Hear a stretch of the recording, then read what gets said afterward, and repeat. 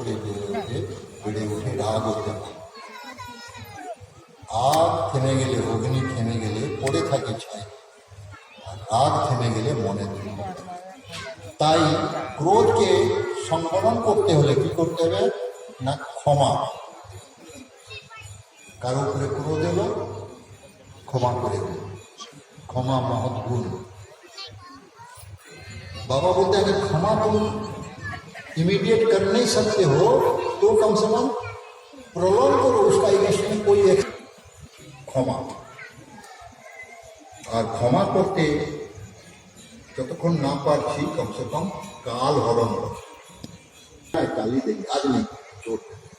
तो जब टाल देते हैं तो उसमें क्या होता है, जब काल आते आते ये समय, ये टाइम में हमारा गुस्सा प्रशमित हो जाता है, तो उसमें हम प्राधान्वित होकर जो पाप काम या जो दुख का उसको क्या नाम है, उसको निपीड़न करने जा क्षमा करके अगर हो गया, क्षमा कर नहीं पाए, कम से कम टाइम को तो रुका कर देखिए तो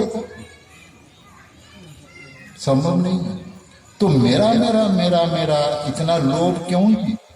शरीर तुम्हारा नाम नहीं है, नाम तुम्हारा नहीं है, वस्त्र तुम्हारा नहीं है, पहला स्नान तुम्हारा तुम नहीं